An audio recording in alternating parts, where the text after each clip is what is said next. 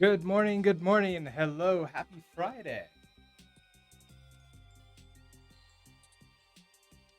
All right, let's switch over to the starting. No, you're on the starting screen. Let's switch over to the main screen. Yes, it is the end of the week. It is. We can easily tell. It's all right. Let's see. What were we doing here? What's going on? Um, to begin with, I hope that you're all having a great Friday. I am working on. If we take a look at our open issues, I am working on adding information in Formatin to the sidebar. So I went ahead and logged into Figma already.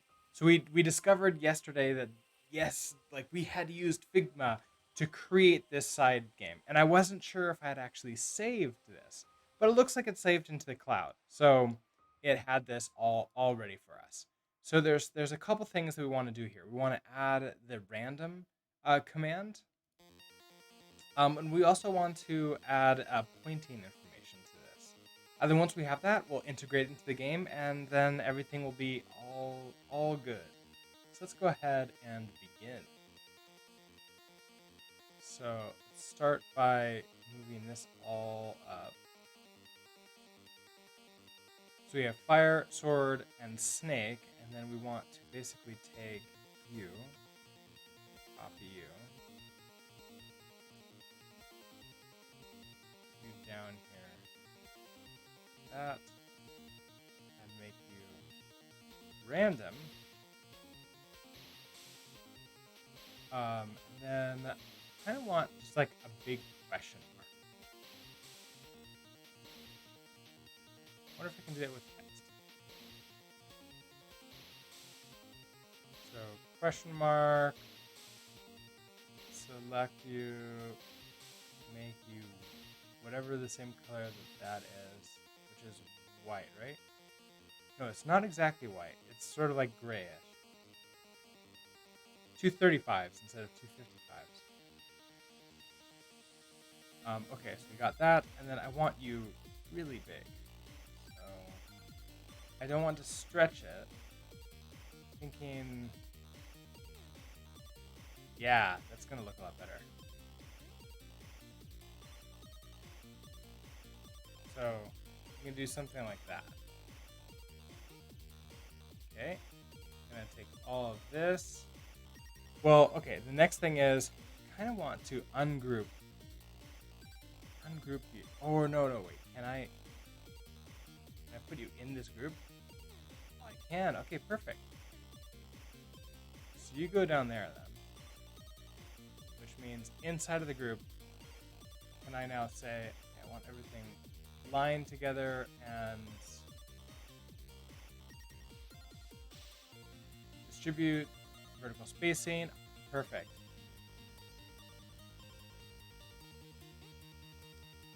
And then I can just keep these.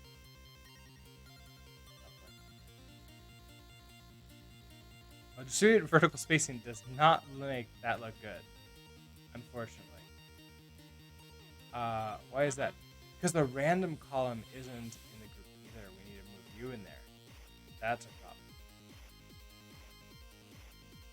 Okay. Let's take you down. Something like that. Try this again. There we go. Utsby, good morning. How are you doing today?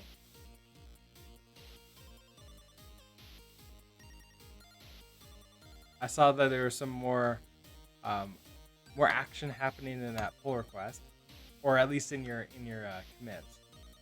So that's sounding good. I've not been like closely following like every little bit of it. I've just been sort of like watching the commits as they come in. So got you. Want to move command to help streamer. So you, I kind of want like you should all be in the same in the same group. We should really make this the right order, right?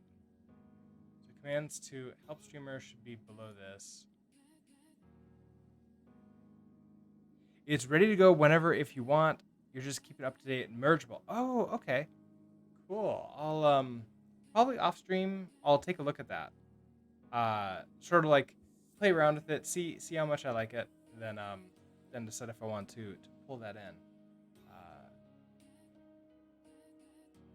But it from the outset it sounds pretty great. To be able to like full screen that or like change the size around, I really like that idea. So we got that, and we want heart. Heart comes in here too.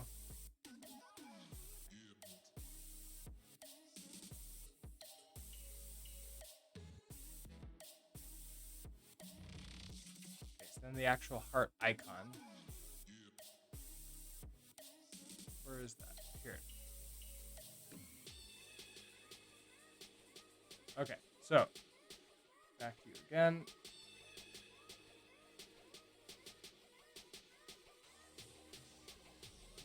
All right, I think this looks a lot better now. We can have the streamer live left, and oh, we also need the heart here. Oh, no, we don't. They get added in dynamically, so that's fine here. So now we want a point system. So do I want that up at the top? Or do I want to do something like this and put the points up here?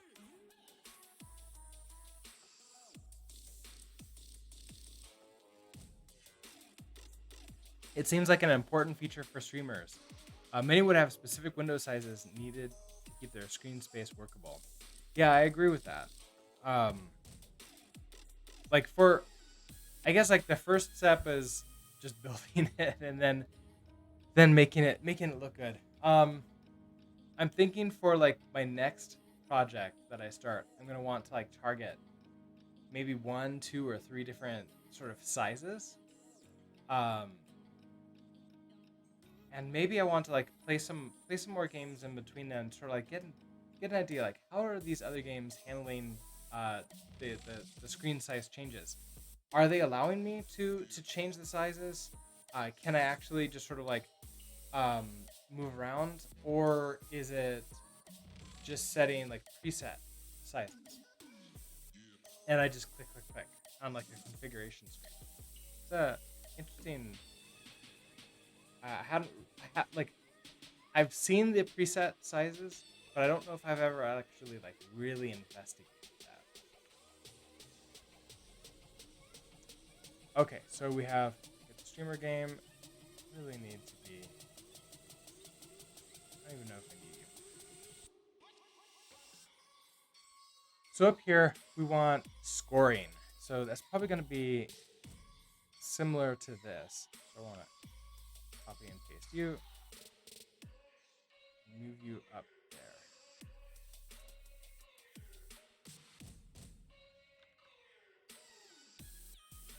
Okay, so scoring is going to be a new group.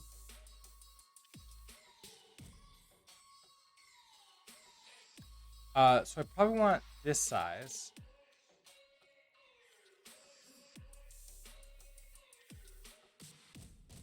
So you come down there. Just go ahead and put you inside of here. All right. Is that? No. This changed. Nope, wrong one. Where are you? Oh, okay. Hold on.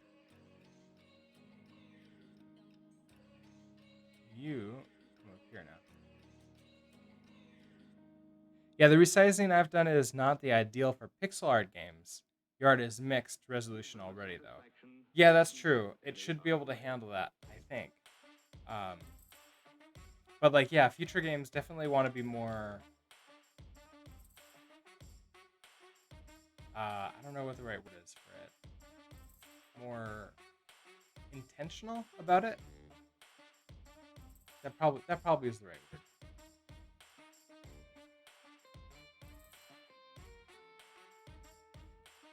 Okay, so now that I have that, so how does the scoring work? We can just say um, 1 point for every drop, 10 points for um, every hit. I don't know if that makes sense because like you have to hit the streamer with the object. So like just a drop is 1 point.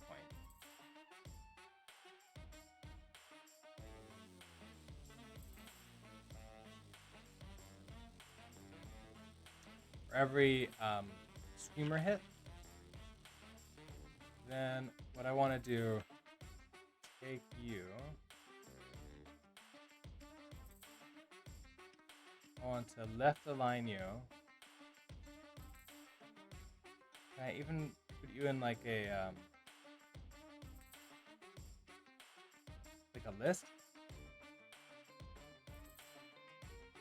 No, I can do that in here then. Something like that. Sureshock55, hello. The game's not running right now, so we're building the interface for it. Then we'll start the game up to sort of check it out inside the game, see how it looks. So here's, I want to put you on the center. There. You're not in the center, are you? Oh, no, you're not. You get centered. Does that look right?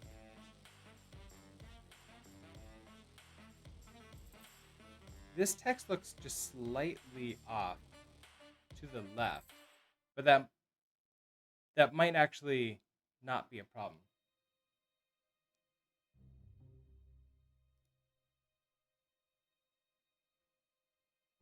All right. Let's try this. Let's export this and sort of see how it ends up looking. Where's my export button?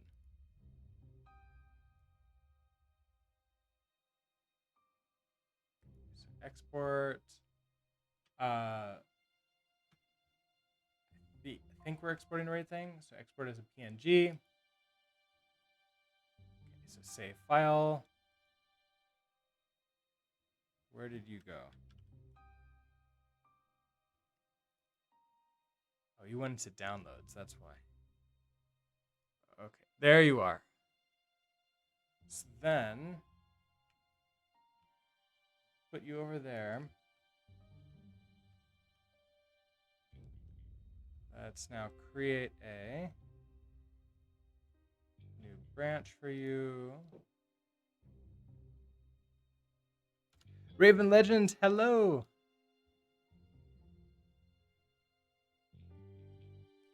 Okay, so got that. Let's open up VS Code. And go into assets. Okay, so here's where we have, where is this?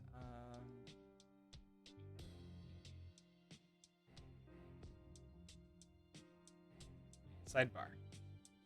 This is where we have sidebar. So I want to delete you. Sidebar.png. I want to rename you to sidebar.png and then copy you in. So there we are. So here's the new sidebar. So theoretically, now when I run this, it should just be added straight in.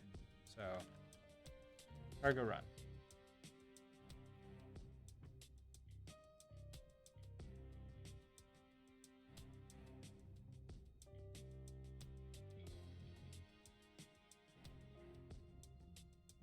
Yep. Okay, so there it is. How is this looking? Is it all able to easy to read?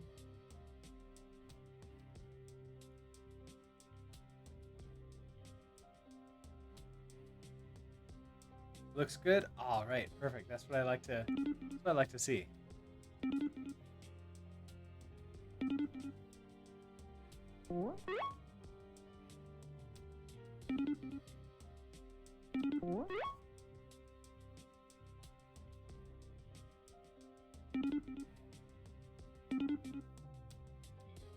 Hold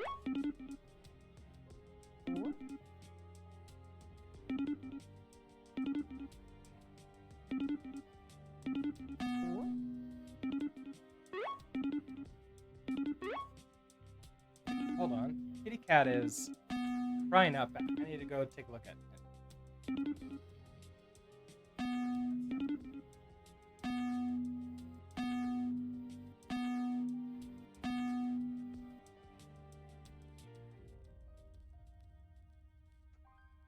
Oh, he's purring now. He wanted... I think he wants to hang out with us.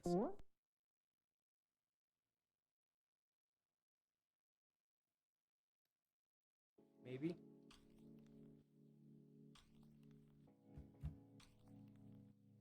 Alright, I'm back. You almost took away all the lives. You just sort of reset me back to 3. Alright, I'm just gonna go back and explore again.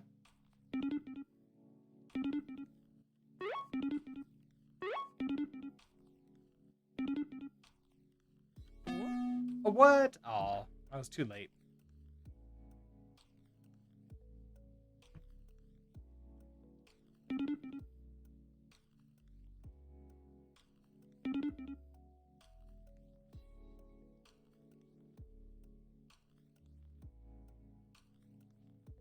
This hard as a solo and random gives hearts. That's true, yeah. So random's not really meant to be like... I don't know if like random's really meant to like actually provide you with like a good strategy. I think it's more of like, if you don't know what to do, go ahead and do random. It'll be fun. But if you're by yourself and you're not like a mod, then you're gonna be limited in what you can do there. But yeah, the game is really balanced towards like more people in chat playing.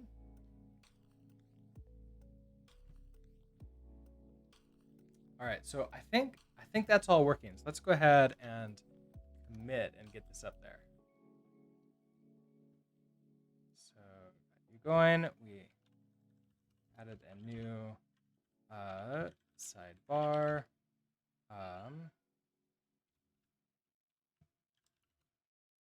Build it in Figma. All right, and push you up.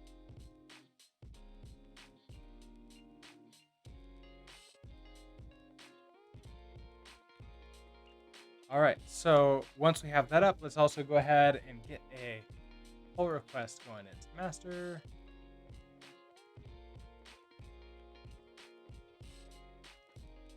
Does close work? Does closes, is that the right keyword too?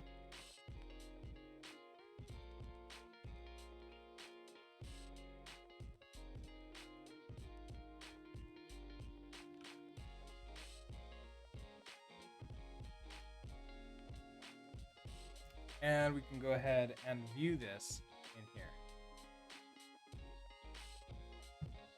Copy and pasting while changing the column value to avoid sending too quickly messages makes it difficult. So random does help in that sense. Oh, that's true. That's true, because it gives you four items to be able to send. And I suppose that if you time it exactly right, then you can just like constantly be having things dropping.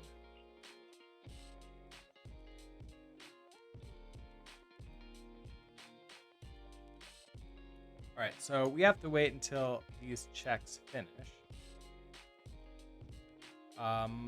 Oh, it's already run. Oh, it's a lot faster this morning than it was yesterday. That's good to hear. Proceed. I think Kitty wants to play with something. Hold on, let me give him a toy.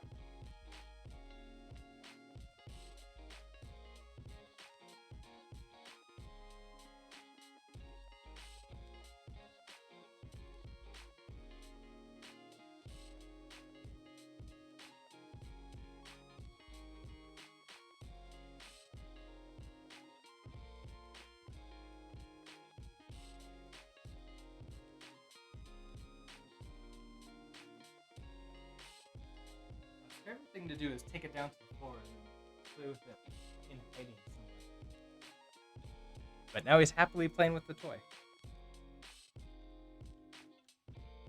So something else that we want to take a look at into here is with Git Actions or GitHub Actions. Set this up so that we can auto compile and build and get the actual binaries for Linux, Windows, and Mac.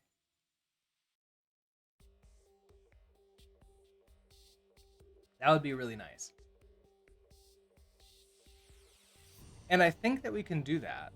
So let's head on back to the main branch.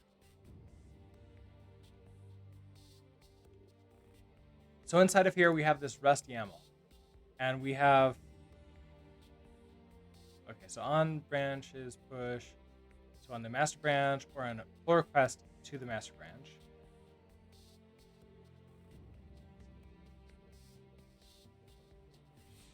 Right, so this is Ubuntu latest. Okay, so we have like jobs build. If I were to add another job,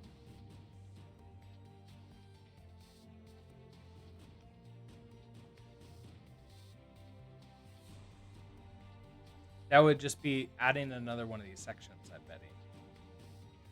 Are you able to change the likelihood of certain items spawning from random? Like hearts have a lower chance of spawning than fireball. This would increase the value of some items and make the game more interesting. Absolutely, yes, we could.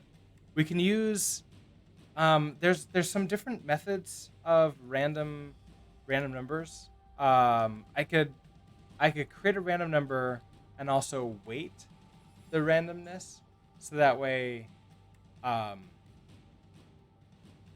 we could say something like get a random number between 0 and 1, and if it's between 0 and 0.1, it's a heart. 0.1 and 0.3, it's a fire, and so on. Like we can weight them that way. We can try that too. We can experiment with that right now. Let's go take a look at command. It's right here. When we do random, here's what's happening. It's just a pure random where it's gen range. So what we probably want to do is RNG. It's like let random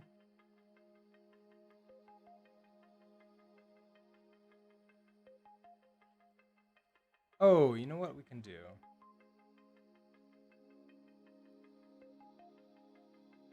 Okay, let random equals RNG dot. We could gen range. Can I just gen? Returns a random value supporting the standard distribution. So that'll be between like a 0 and 1, right?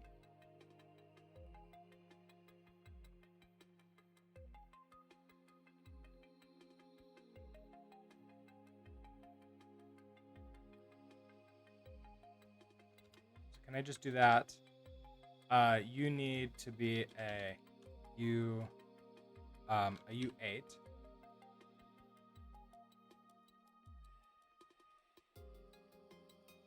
No, because that's probably going to be like okay, if I do like an F8. Is that even a thing? F8, F16, F32? Or even something like if heart was spawned within the last 2 random codes by individual X, it won't spawn until another one random spawns, like a cooldown period. That would be interesting too. I kind of like this idea of like maybe making it a lot rarer in here, unless I wanted to like a cooldown of just in general. You can only do it so often. Let's try. Okay, so random. I don't know what this is gonna do. Let's try it. If I do a debug command on random, I'm really interested to see what this number actually is. Let's go ahead and run this.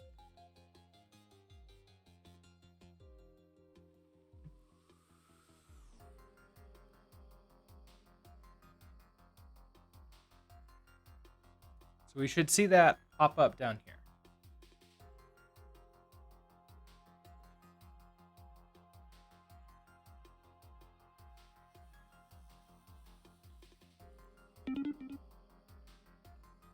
Okay, so between 0 and 1. Oh, that's perfect.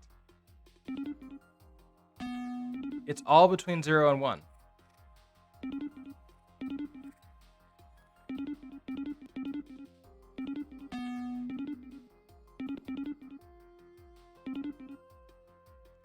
That's exactly what we wanted here. All right, so in that case, what we can do is we can replace this match here. We could then say if random is, so if it's less than 0.1, then we want to, then we can do the heart. This will be a 10% chance that it's going to be a heart. So we'll just go ahead and return command type hearts. Else if, okay, so if random is greater than 0.1, this one probably should be like greater than or equal to 0.1, and less than, so we got 3 of these now. So I want to take 0.1, I need a calculator. So if we have nine numbers now, divided by 3, what am I even thinking? Divided by 3, that's going to be 3.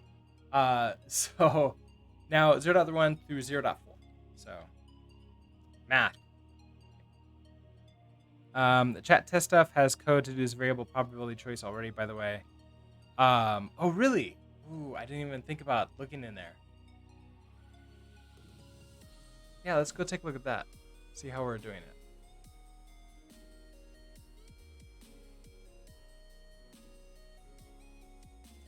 Is the offline test? No, it's this one. Because you have the command occurrences.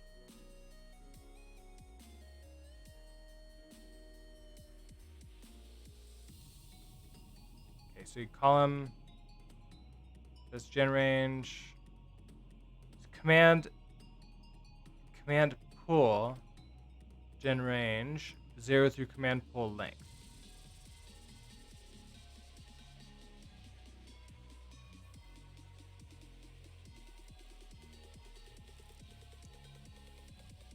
Oh, I need to turn this on so you can actually do that.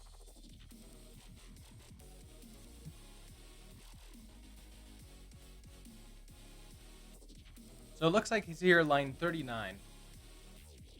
This is, so it's okay. So it's gonna choose one of these.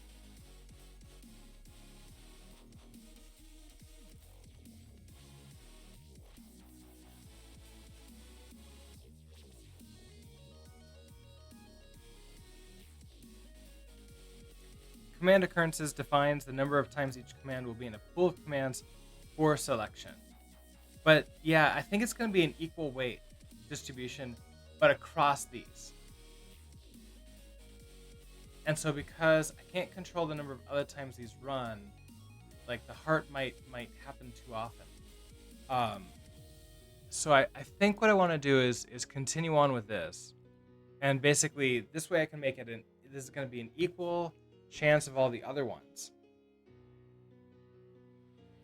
And a 10% chance for heart. It's only equal weight because you set all the numbers to 1. But it's equal chance if it's in that pool. Like I would need to wait until like if somebody never did one of the other commands, I would never see a heart. Like I think it makes a lot of sense for the test. I don't know if it makes sense.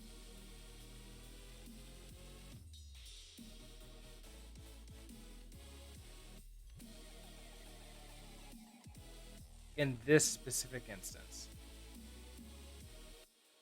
Okay, so let's try this. Else if random 4. Okay, so in this case it's gonna be command type. We're doing fire. It does duplicate them and adds as many copies of the command to the pool as you set in the tuples. Right, and then it removes it from the that array, right? Like, are you removing it from the array?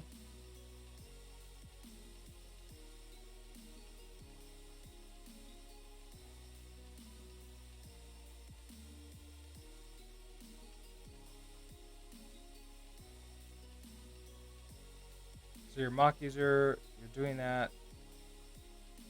Mock command, okay, doing that. Oh, I don't see it removing it. So it's not guaranteed to like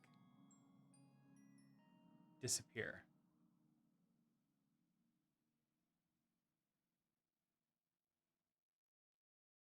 Oh, just selection with replacement. Oh, okay. That would do it. So then, yeah, it's sort of like Tetris rules then, where you have like the bag of commands you can do, and you start with that. It goes through all of those, and then it resets to go over again, and then starts over again. And so like this one, I want it to be unique per time it happens. That's mostly because I can't control what we're getting, like what the other commands are happening. Okay, so if random is greater than or equal to 0.4 and less than 0.7,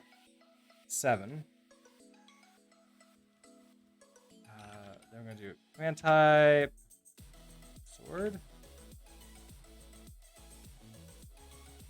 And then finally, else, return command type snake. And then that's what we return, and so this match can go away. And so that's what we'll hit here. What are you upset about?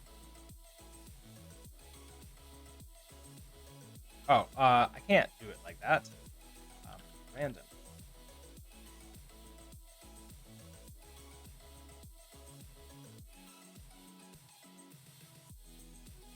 No, with replacement means something is selected and then it's replaced. The pool is always the same. In reality, nothing is ever removed in the code. Oh, but that's the terminology. Okay. Interesting. How does it guarantee that it does the heart once? Or is that just the waiting?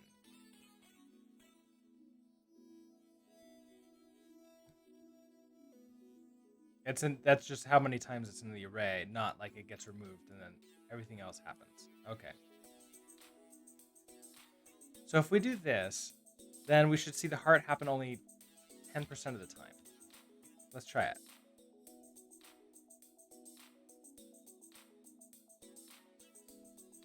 So I can't promise that it'll only be every 10 that the heart will spawn once. It's just more of the it's now set to 10%, so we should see it around 10% of the time the heart should spawn. But mileage may vary. Okay, I will see. Okay, definitely heart is not spawning nearly as often. Oh, come on.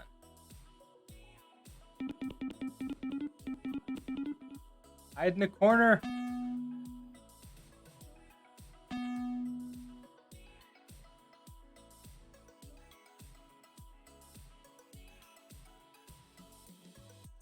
Yeah, we've done quite a few and we only got 2 hearts. So I think we're good now.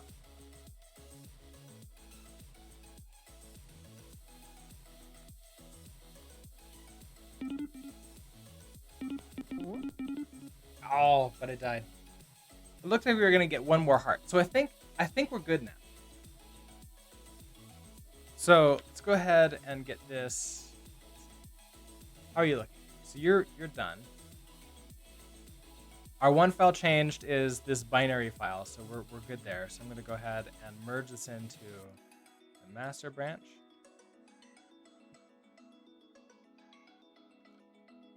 And let's go ahead. We're not touching anything else, so we should be fine here. Let's go ahead and commit this, changing the random command weight. Now, hearts drop 10% of the time. All other commands drop 30% of the time. Okay, so we should be good there. Now I want to pull the new changes, and let's go ahead and push.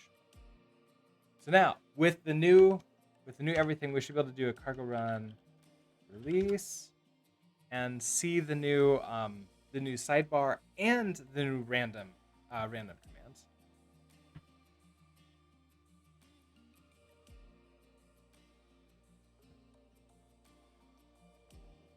Yeah, okay, so here we go. We get all the new commands here. I don't say what the random does. You'll just sort of have to figure that out. It's pretty boring, but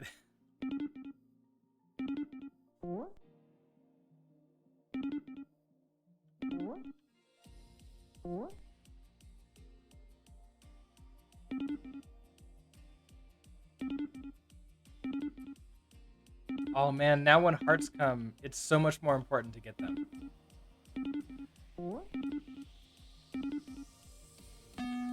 Oh man, and oh no, the iframes make it so I couldn't get the heart.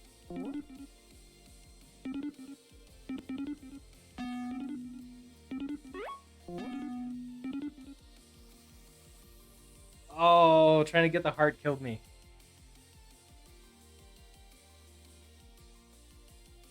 Jeff Ronas, good morning, hello.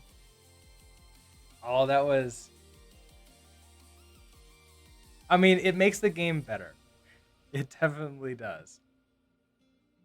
Okay, so we've got this. Did we push? I think we pushed that up. And so that means in our actions, we should be able to see that merging these in is happening right now. So we can watch this this job in progress. So one of the things that we wanted to, take a look into, and maybe for like realsies later, and this is going to be part of deployment, is what can we do here for like an actual new build?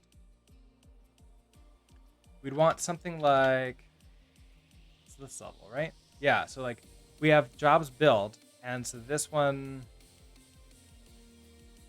can I just rename you to like whatever I want? This would be can I rename you to like check, and then this could be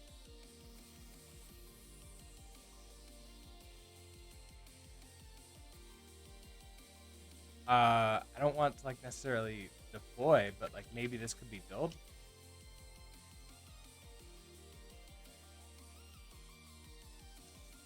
Okay, so then we can do like name and run for all these.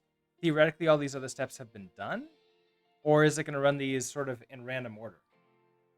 What architectural pattern am I using? So I am using, I guess, like the component pattern is the biggest pattern that I have in the game. And the way that the component pattern works is, we come over here. I have this game object. That's the wrong one. Game object. I have a very generic game object sort of structure that then basically I can slot these other systems inside. And it's very generic, meaning that very like specific systems can be added in using a box. So for example, like the player has its own physics system. certain items have different, like, act differently depending upon what they are, and so they get their own physics systems, or life systems. And so sometimes they get a generic life system, and sometimes they don't, or sometimes they don't get anything at all. And then that way, I can just throw them into a single a vector, and then just loop through them and run the updates and the draw commands, which just reach into the respective objects and tell them to draw themselves. So that's what I'm doing. I'm using the component pattern, which is close to, but not the same as the ECS pattern. Um, the entity component system goes to components, and these are almost there, but pretty different too. So I hope that answers your question, Lego Logic. Okay, so if I do this, we want to then have a name, and this will be maybe Raven Legend. Gotta go off to learn Python. Well, have fun learning Python.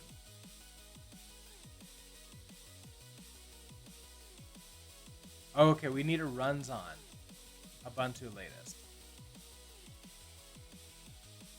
Okay, so then get jobs, then build. We need runs on. Is it like that? Runs on, colon. This could be Ubuntu latest again. We're gonna have steps. Then in here we'll have name. Okay, so this could be build. No, I wonder, I probably need...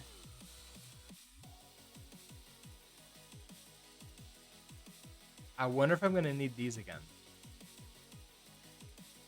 I'm guessing that I'm going to need these again. So, grab you.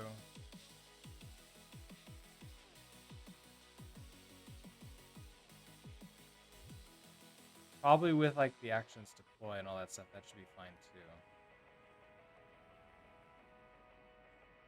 So like we do the install packages.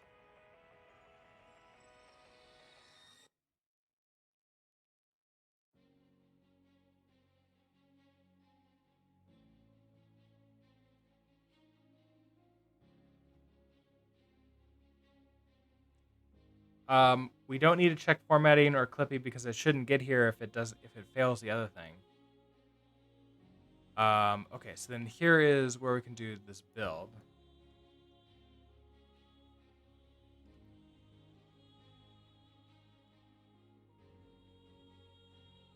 Okay, so we want you to do that. So install packages, build, trigger build release. I don't know if I really need this to build in release mode. Or like just the check.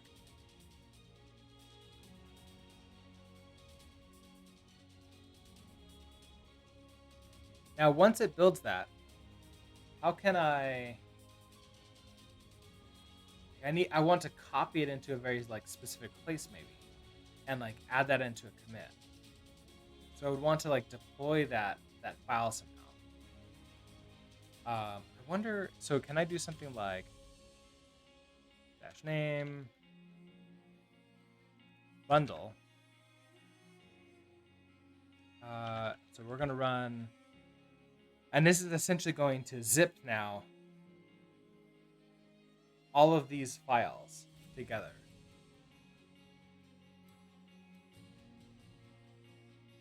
So if we took a look at our target, we have target debug.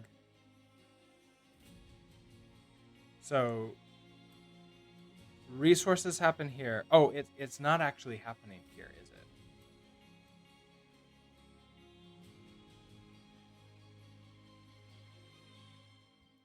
Let's open up a new.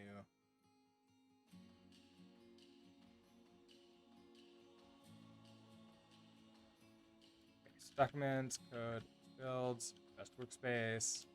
Let's go into here. Then we can go into target. So when I did a build for here, you can go into release, for example. here's the resources. So if I ll the resources, we see all of those. That's fine. And then here's the get the streamer game.exe that we're building for this. So if this is going to be, if I build this for Unity, sorry, Ubuntu, Unity. What am I thinking? So if I do a cargo build release,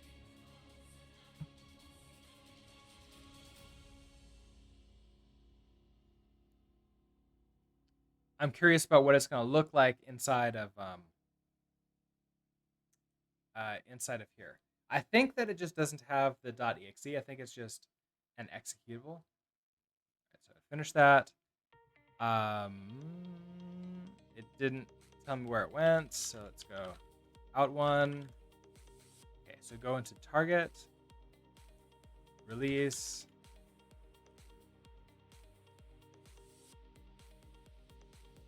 It's this one, isn't it? So if I do file view,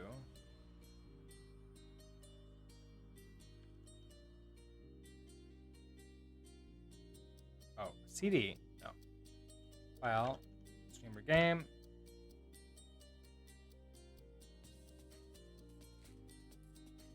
Oh, it's dynamically linked. Okay. Yeah, okay, so this is the executable now. That's the executable for Linux. This is the executable for Windows. Okay. So I need to cd into that directory and then run the zip command. And I kind of wonder, does that work? Can I just do cd commands? So can I change directory, or do I need to give it like a workspace directory, sort of like Docker? So can I do like target,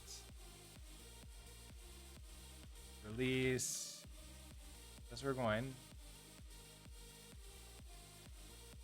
Target, release.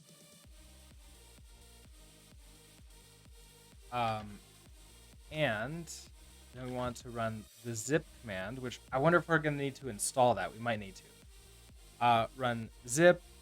What was the command I did for this before? Zip-r. So recursive zip, so we can add in the resources.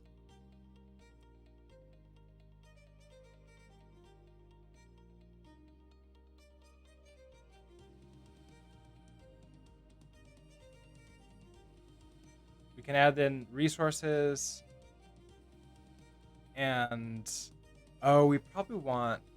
So this is interesting. This is all about like creating new directories for this. Because when you unzip it, I want it to go into a new folder for that. If I don't do this correctly, it'll end up sort of like polluting whatever the directory that you unzip it into, which is not the best experience.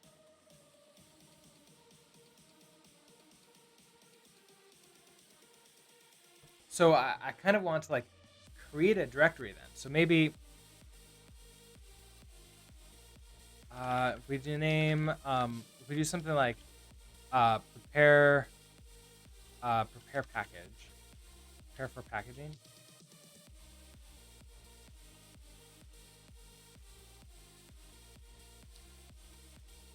So we're going to want to create a directory. Now, where are we? We're in like the root of this project here.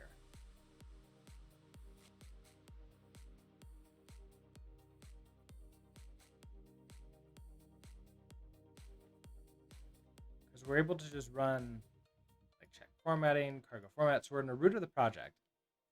I should be able to just create here a like get the streamer game. So we're gonna make dir get the streamer game directory. Then I want to copy things into it. So name, copy, I wonder if I want to like actually do this as like ands in here. It's like if that works, and then I want to copy -r. This is gonna be our target release, and in reality, we can just copy in assets through here. So the assets need to go into the resources. Oh, so that's gonna be interesting. Okay, so and make sure get the streamer game resources, and then we name this create packaging directories.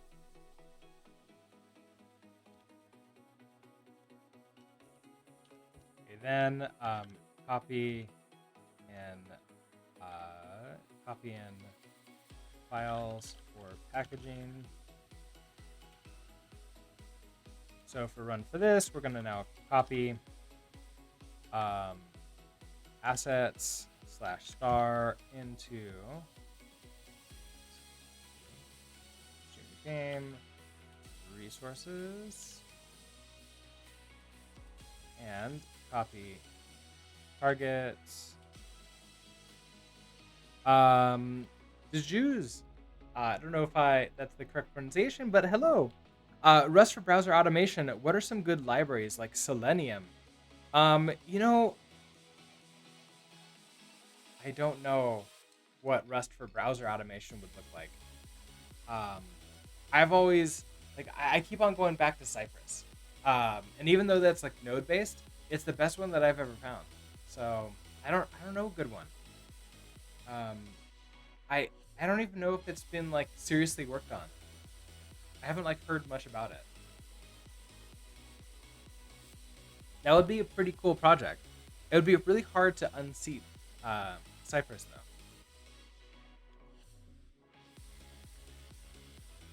Okay, so target.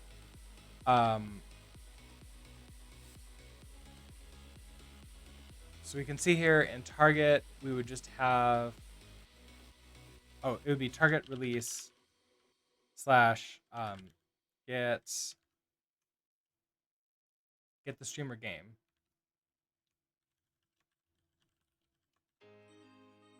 Okay, so copy that. Okay, so copy asset star, and then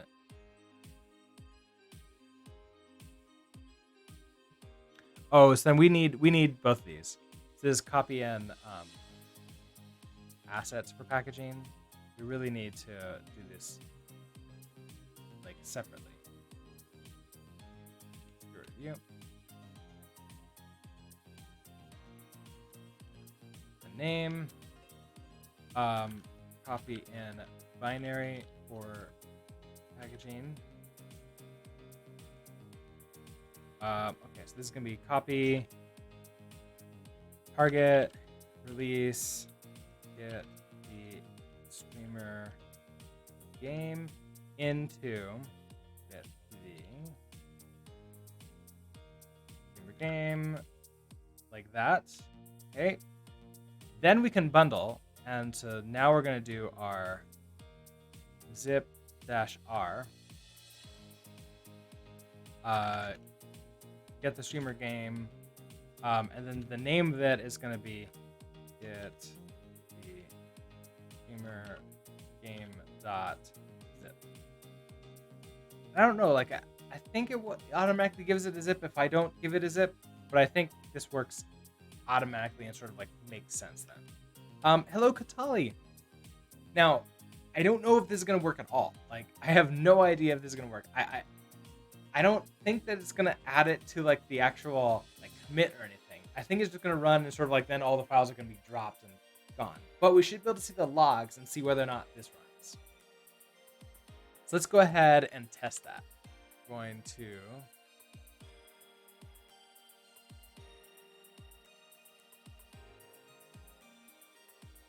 testing if we can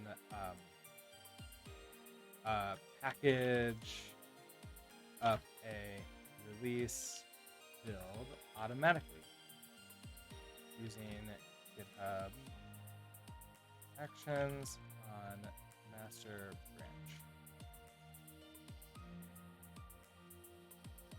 So commit U and push. Let's watch this happen.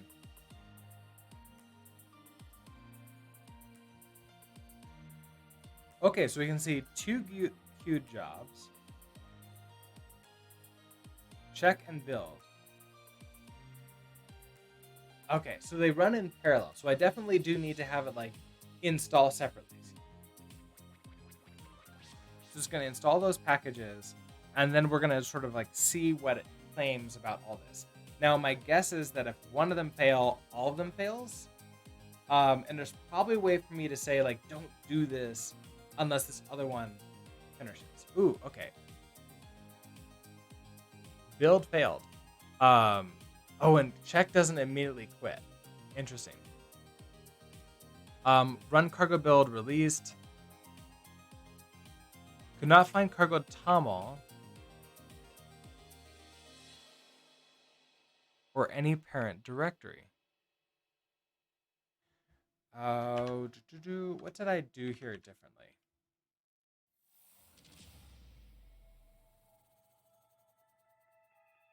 So here we have jobs. So runs on Ubuntu latest. Now here we have build, cargo build release.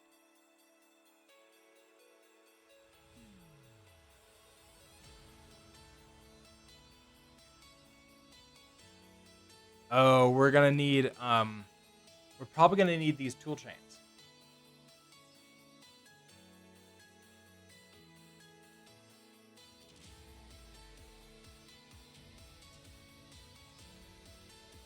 So let's take these and add them into.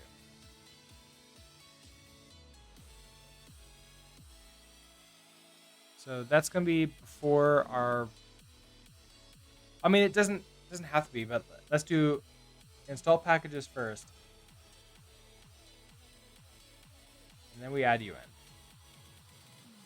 Okay, so actions cache, like attempt to use a cache if it exists. Maybe we don't even want the cache to be used. I don't know. It doesn't seem to be working regardless. We do the checkout. So I wonder if checkout is like how we actually get the code.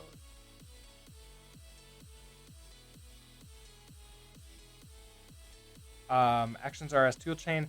I just need the toolchain stable, and I don't care about Clippy or Rust format in this case. And then go ahead and build all those. Let's try this.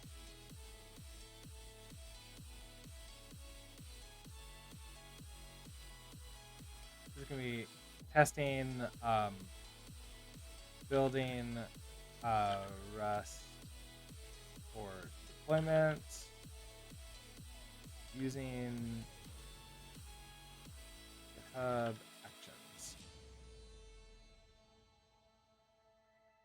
And push on up.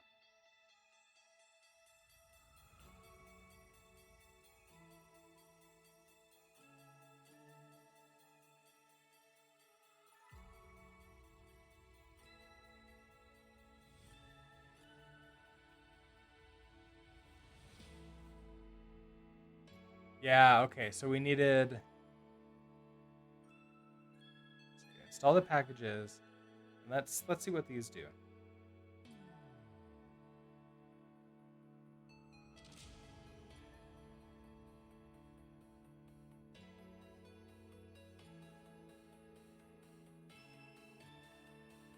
Yeah, I don't know if this is really doing the thing.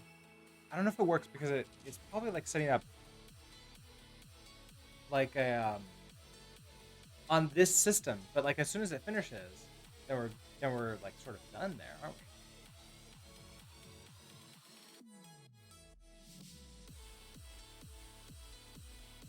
All right, so that's what we need to do. We needed to basically put in checkout and the toolchain, I believe. We may not have needed the toolchain. It may have been there properly, but this way allows us to like set up exactly what we need. And so we're using stable. But if we want to like use an older version, then that works too.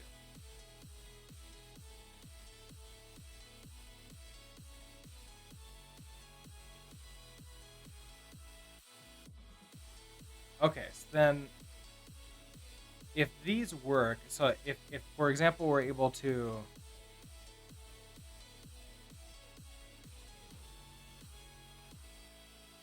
if we're able to bundle that and those commands work, then it was able to successfully create the directories, copy in the files, and then zip up everything. And then what that means is we can maybe do like a deploy, like find an action to deploy to like S3 or something. And that's what we'd have to find is like a GitHub action deploy S3.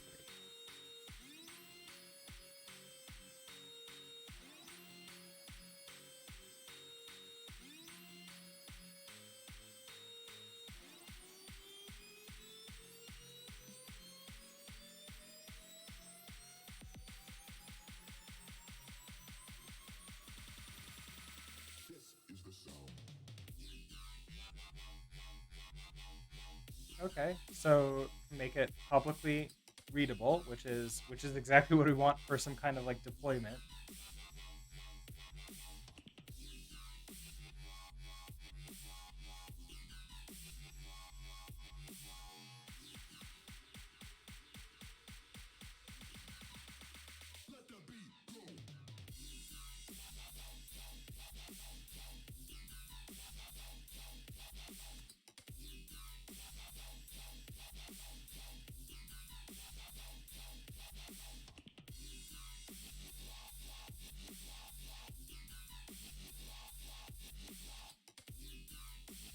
Okay, so jobs deploy runs on a bunch of latest steps. Okay, so use it. We check out. We then use this S3 sync action master with arguments, ACL public read, policy links, delete. Then the environments. Okay, so then we give these environment variables, which I'm guessing we can put in the GitHub Actions like configuration somewhere.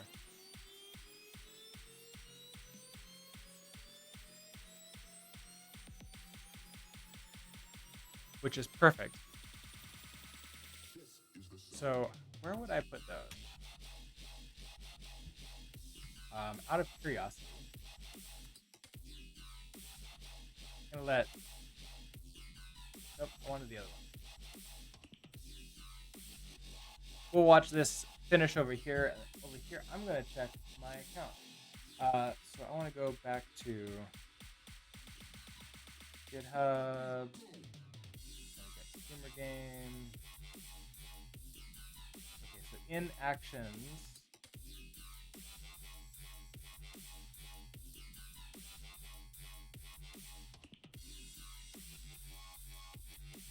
Okay, so I can see that workflow.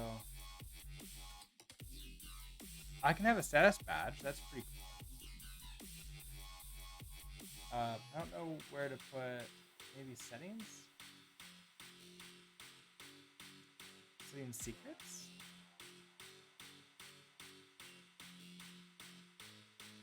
Secrets are environment variables. Okay, so I've got no secrets in here right now. So secrets are environment variables that are encrypted and only exposed to selected actions. Anyone with collaborator access to this repository can use these secrets in a workflow. Okay, so nice. Secrets are not passed workflows that are triggered by a pull request from a fork. Perfect. So that basically it's only after I merge them in. And so I can have organizational secrets, and repository secrets. So if I was to do new secret, oh, that's pretty simple. So let's do like something like we have a test secret, and we have something like this is super secret. Don't let anyone see. So if I do that, add you. Now the secrets won't be available in like a pull request. So I have to do this off of like the master branch. And we saw here, we can use it with this $ bracket secrets dot test. So if I come back to here, let's just do like a new job really quickly. So this will be test secret.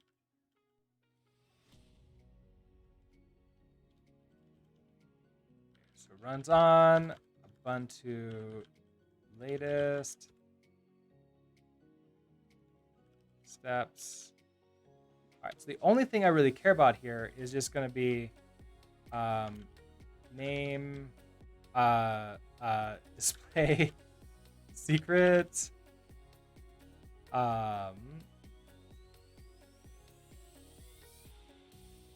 run. Okay, so then in here we're just going to say echo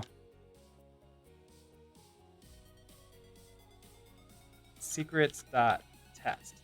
I want to say that that's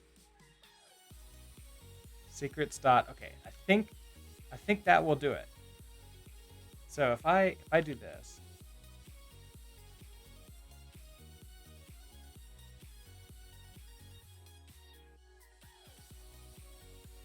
do we see the super top secret message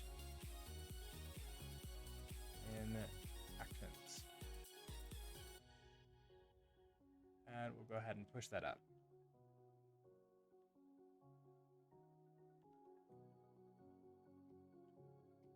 Oh, and you failed. What happened?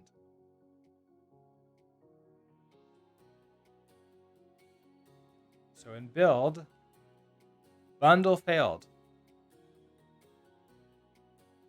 Name not matched, get the streamer game.zip.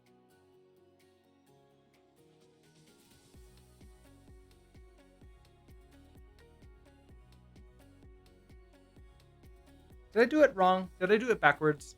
Is it the name first and then the files? I want to say like that might be what it is. Is like I got it backwards. It's name first, then files.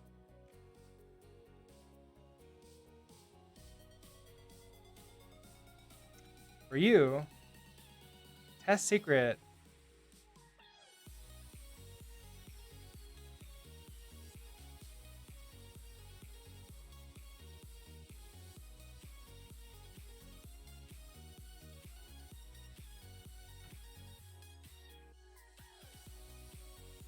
Unexpected end of file. We're looking for matching quote.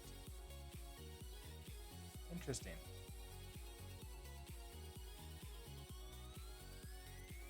Okay.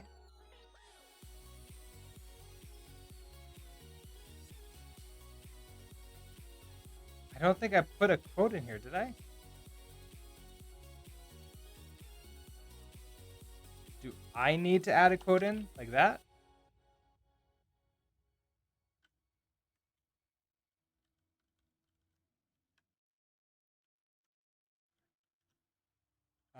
GitHub Actions using secrets.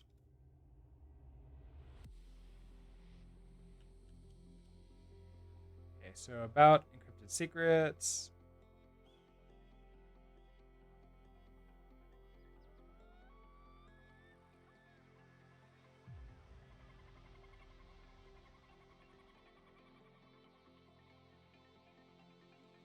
To make a secret available to an action, you must set the secret as an input or environment variable in a workflow file.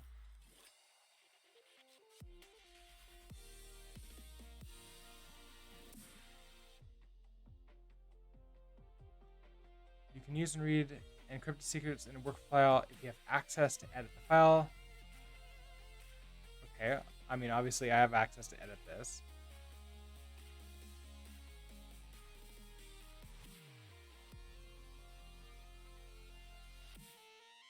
Okay, so we go to settings. We found that earlier.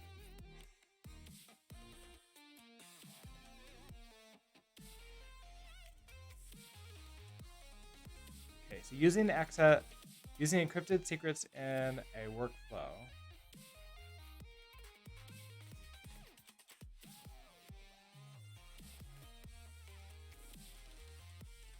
With the exception of GitHub token, secrets are not passed to the runner when a workflow is triggered from a forked repository. Okay, so that makes sense.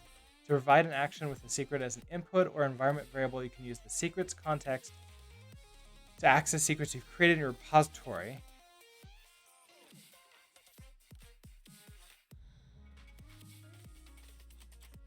Right, so like obviously what I'm doing is a terrible, terrible, terrible idea. Okay, so like steps, shell bash, environment, super secrets. Now there's an environment variable named super secret, and then I could run example command quote super secret. Okay.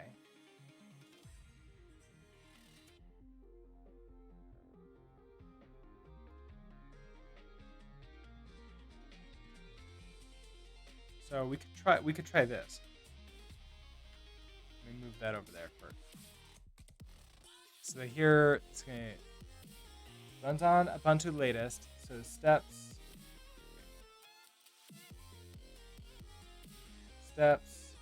in here we want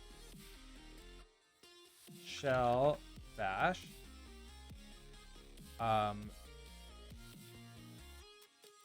you become environment.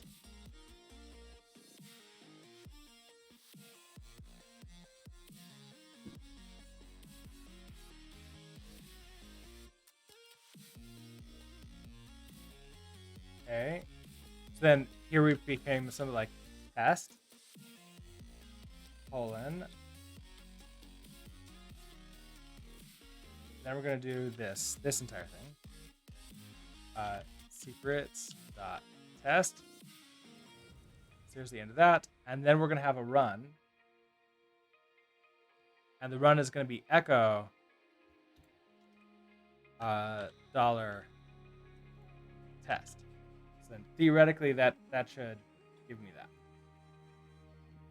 Okay, so now we should be able to print that out when we deploy that.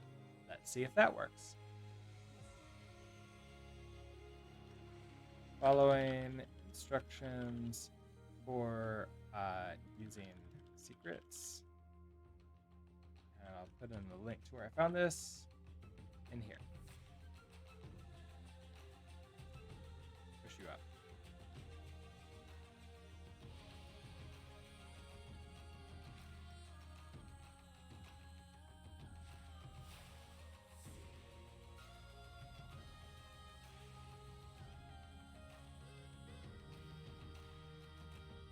Okay, that worked. So run echo test.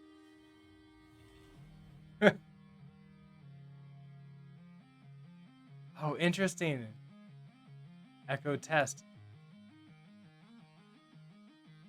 It echoed, but it asterisked it out for me to try to protect me because it knows that I'm trying to do something terrible, terrible.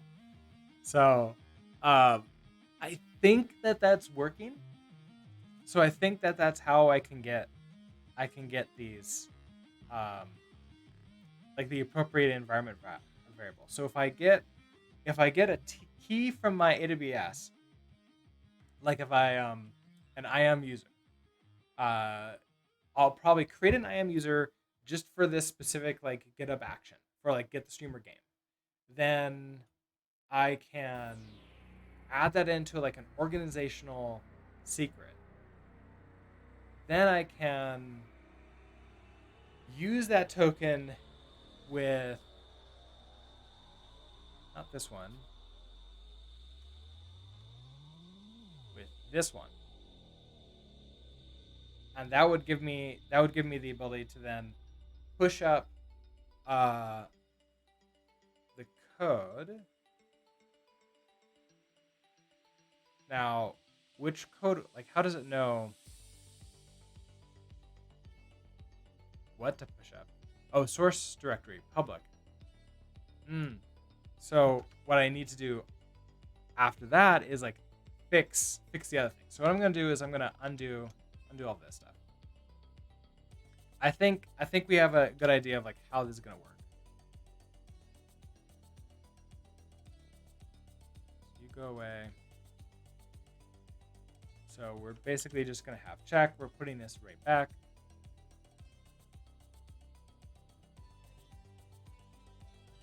So undoing our GitHub Actions experiments.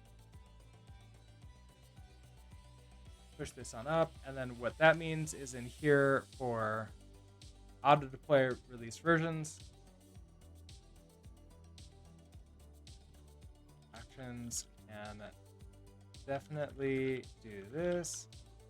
We'll need to set up an IAM user in AWS that has write access to the bucket, the deployment bucket, and we'll need the token. And what other do we need?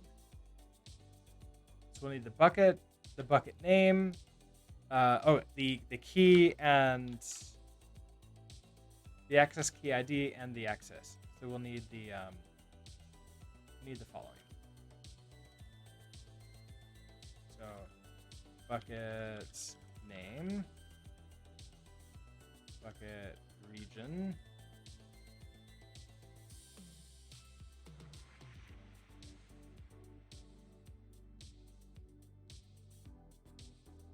okay, so bucket name, the bucket region, the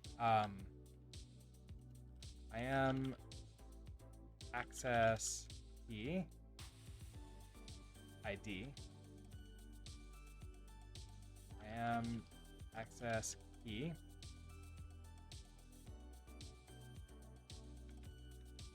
the access key ID, or I guess like the access key should be an organizational secret, which will be private to, was it contributors to the organization. So I'll need to be like careful, make sure I don't accidentally add somebody in as a contributor if I don't want them to also see what these keys are. Although I think at the same time, I'll have to double check, but I think if I make it an organizational secret, you have to be like a member of the organization in order to see those. And that way, if you get like if you're a contributor to the repository, you shouldn't see the organizational secret. I think that's how it goes. We can use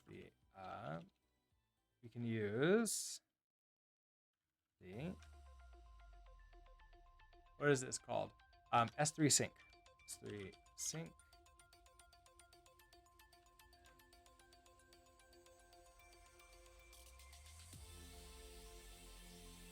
Action to sync the files to S3 after we build them. So we need to like build them. So we'll need to do that for each of the operating systems, build it, and then sync it with S3. So that's going to be like 3 different setups because we need one for Ubuntu, one for Mac, and one for Windows. But I think it's very doable. Like I don't think there's no reason we can't set this up and do that. So I'm looking forward to like doing this next.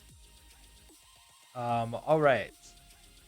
So I wanted to add that comment in so I don't lose that. that up there. Okay, perfect, perfect. Everything is good here. Let's go ahead and also make sure that we are, it's the wrong one. This one.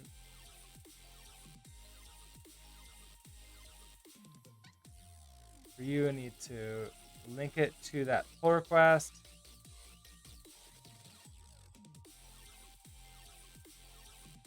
So if I do this, does it auto? No, it doesn't auto close because I think I need to have it linked before I merged it in.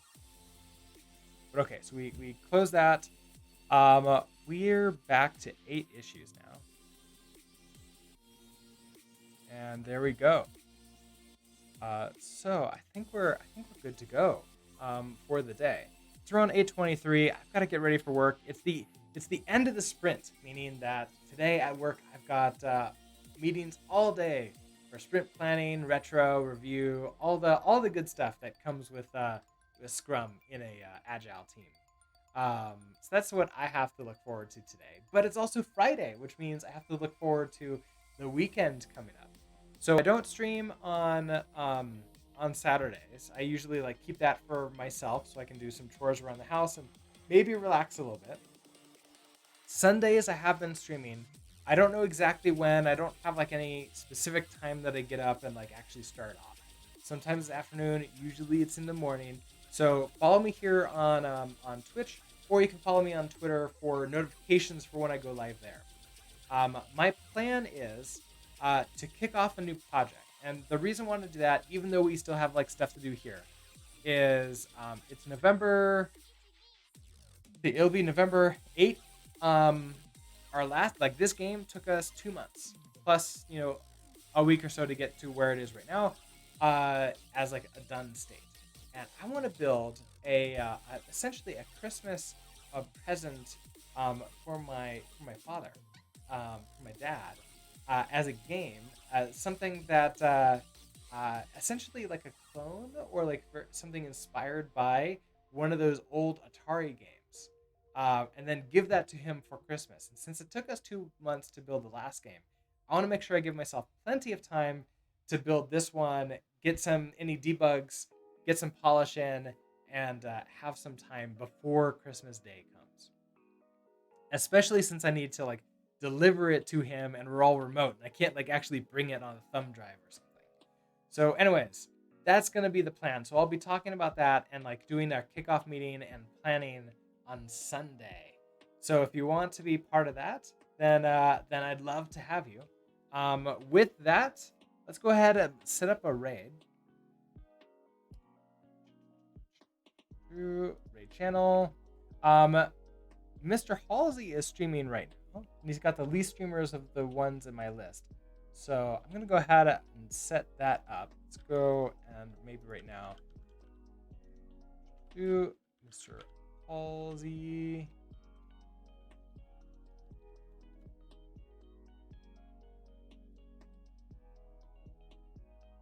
Let's make sure that what he's working on first. He's working on DynamoDB and serverless Rust on AWS. That sounds amazing. I've heard some people have a lot of trouble with Rust on AWS because they don't have a workflow like set up, like a runtime, and you have to set that up yourself, or maybe use something from one of their stores. So I'm kind of curious about how this is going to work myself. So with that, let's go ahead and set this up as a stream. Start the raid. I'm going to switch over to ending screen. Thank you, everybody, again for stopping by. I'll see you on Sunday if you're here on a weekend. Otherwise, next week on Monday, it'll be back at the normal time of 7 a.m. Mountain Time. With that, let's have a great rest of our day, and I'll see you next time. Bye.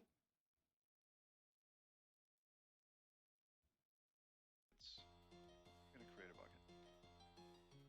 Now this seems to be